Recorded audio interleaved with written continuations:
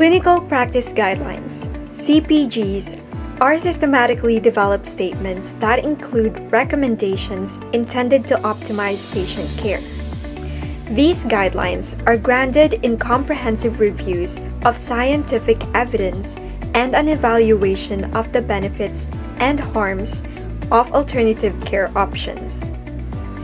CPGs aim to enhance clinical practice by improving diagnostic assessments, treatment outcomes, and cost-effectiveness and overall patient care.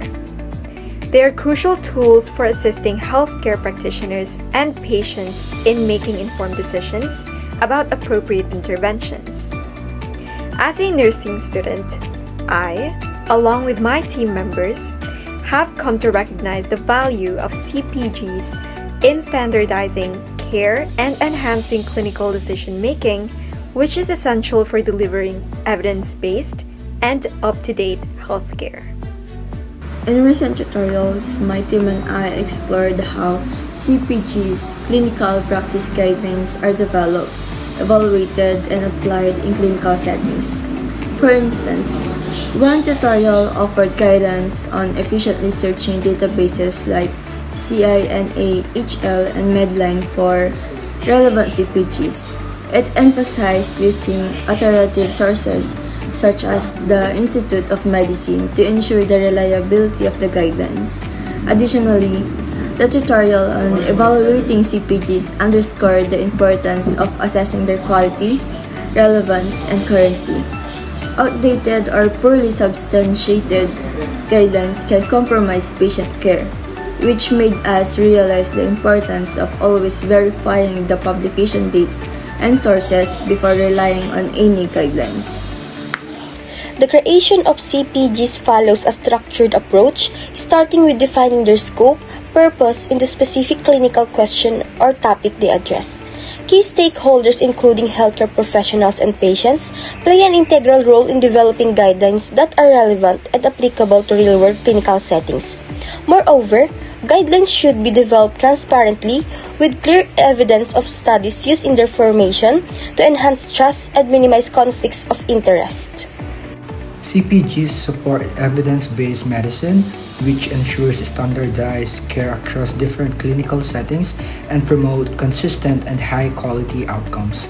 These guidelines also help healthcare practitioners integrate patient preferences into their decision-making, reinforcing the principle that evidence-based recommendations may not always fully align with individual patient needs. The tutorial on using databases also highlighted the importance of selecting systematic reviews, randomized controlled trials, and other high-quality evidence to ensure the credibility of the guidelines. However, while CPGs provide crucial information for clinical practice, they should not replace clinical judgment. The complexities of individual patient cases may require deviations from standardized recommendations. In this context, CPGs serve as supportive tools rather than rigid protocols. My team and I learned that a well-constructed guideline balances structured recommendations with the flexibility to adapt to specific patient circumstances. The practical use of CPGs in clinical practice is fundamental to improving patient care. These guidelines provide a framework for consistent decision-making, help prevent errors, and ensure that care is based on the latest evidence. However, CPGs must be actionable and include strategies for overcoming barriers to their implementation, such as resistance from practitioners or lack of resources. It is crucial for guidelines to offer clear instructions on how to integrate them into everyday practice and address the barriers that might hinder adherence. One key takeaway from the videos was the importance of ongoing review. Guidelines are not static documents, they need to be regularly updated to reflect new research and clinical innovations. This makes it essential for practitioners to stay informed and critically assess the relevance of the guidelines they follow. My team and I also learned that well-constructed guidelines come with references that support the recommendations, ensuring that the evidence is robust and reliable. In clinical settings, It is vital to be discerning when selecting guidelines, ensuring that they are based on high-quality evidence. Furthermore, as a future healthcare provider, I appreciate the flexibility of CPGs as clinical tools. While they provide a standardized approach, healthcare providers must exercise clinical judgment and adopt recommendations to individual patient needs. This requires a balance between the guidelines and personalized care plans. In my nursing practice, I will strive to maintain this balance by reviewing the guidelines critically and ensuring they align with the patient's unique needs and preferences. In conclusion, clinical practice guidelines are essential resources that support evidence-based practice, ensuring that patient care is grounded in the best available evidence.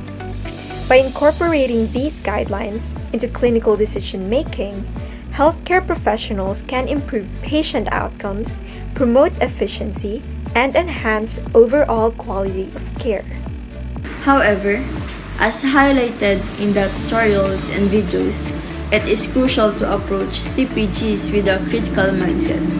This involves verifying their publication dates, ensuring they are based on robust evidence, and using them in conjunction with clinical judgment to adapt care to the individual patient.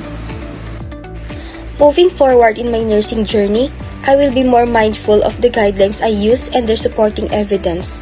I will prioritize ongoing education to stay updated on the latest guidelines and be critical in evaluating their applicability to my clinical practice. Evidence-based practice is not just about following recommendations. It is about using them responsibly to provide the best possible care for patients. Through thorough evaluation and thoughtful application of CPGs, I will contribute to enhancing patient outcomes and improving healthcare delivery overall.